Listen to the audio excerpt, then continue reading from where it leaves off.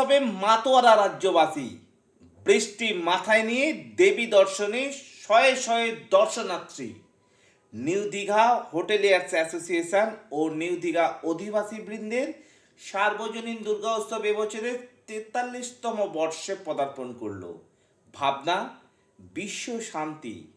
আমরা S star নিউজের দর্শকদের জন্য নিউ দীঘার পূজা মণ্ডপের ছবি তুলে ধরছি। শেখ নাজির সাহিলের সাথে মির্জা হোসেনের রিপোর্ট, নিউ দীঘা। দিদি, এবছর এই দীঘা পুজো মণ্ডপ আপনার কেমন লাগছে? ভালো লাগছে খুব দেখি, কেননা এখানে যা সব দেখছি তো মানে লোককে খুব আনন্দ পাচ্ছে। আর আমরা এই তো শুরু করলাম, স্টার্ট করলাম দীঘাতে, পুরো পৌঁছাই না এখন অবধি তাহলে কত কটা পুজো মণ্ডপ ঘোরা হয়েছে? আমরা সেই রামনগর থেকে সেদিকে সব ঘুরে ঘুরে এলাম, এগুলা থেকে সেগুলো সব দেখে দেখে এলাম। এই এখন দীঘাতে এসছি, তারপরে ডিএল স্কুলের কাছেও দেখে এলাম। এখন আপনার বাড়ি কোথায়? আমার বাড়ি সেই পানিপারুলের দিকে। আপনার নাম? আমার নাম জয়ন্তী কিংবা। দীঘার পুজো আপনাদের কেমন লাগছে? আমাদের খুবই ভালো লাগে দীঘার পুজো।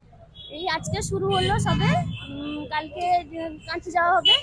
এর আগে আর কোথাও যাওয়া হয়েছিল নাকি? এই রামনগরে যাওয়া হয়েছে এর আগে সপ্তাহে। আচ্ছা, দীঘার এই পুজো মণ্ডপের থিম আপনাদের কতটা ভালো লেগেছে আপনাদের? আমাদের খুব ভালো লাগে। কোথা থেকে আসছেন? আমরা এসেছি মিরগোদা থেকে। আপনার নাম? আমার নাম কৃষ্ণা মাইতি। খুব ভালো লাগছে। আমরা রামনগর গেছি, মিরগোদা সেখানে ঠাকুর দেখেছি, তারপরে এখানে এসেছি। এখানকার পুজো মণ্ডপের যে থিম আপনাদের কতটা ভালো লেগেছে? খুব ভালো লেগেছে। কোথা থেকে আসছেন আপনারা? আমরা মিরগোদা থেকে এসেছি। আপনার নাম? কল্পনা মাইতি। আমার মেয়ের আজকে গান, এখানে অনুষ্ঠানে গান আচ্ছা, করবে। এই বাচ্চাগুলো? হ্যাঁ, বাচ্চাগুলো। তোমাদের নাম বাবু? শ্রীলেখা মাইতি। বাহ, আর তোমার নাম? মিষ্টি লেখা মাইতি। বাহ, খুব মিষ্টি নাম। আমাদের থিমটা সাবেকি আদলে মূলত প্রতিমা তৈরি হয়েছেন।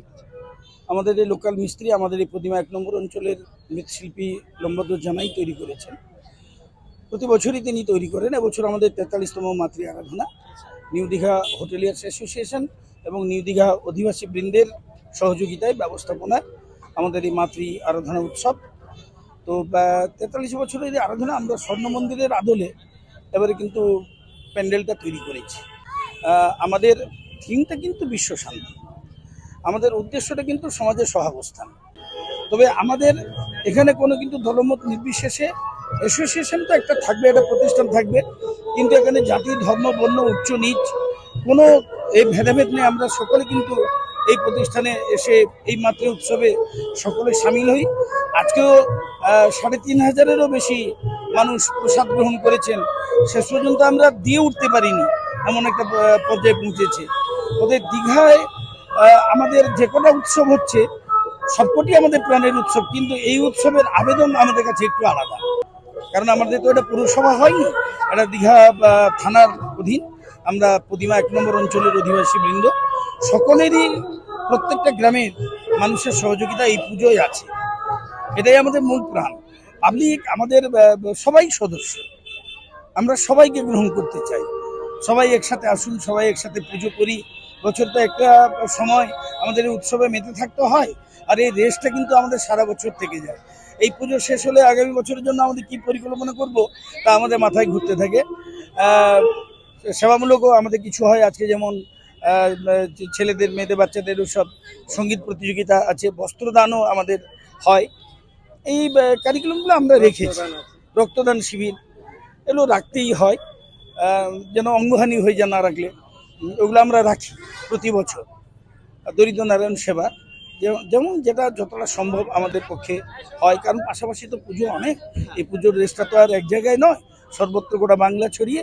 আর দীঘায় যে সমস্ত পর্যটক আসেন, আমাদের এই পুজোটাকে তারা নিজের প্রাণের পুজো বলেও মনে করে। আমার নাম বাঞ্ছানিধি সুই, আমি শিক্ষক, হীরাপুর দর্শকগ্রাম হাই স্কুলের শিক্ষক। আমি এই অঞ্চলে। সব খবর সবার আগে পেতে সাবস্ক্রাইব করুন আমাদের ইউটিউব চ্যানেল এবং লাইক ও ফলো করুন আমাদের Facebook page S star news.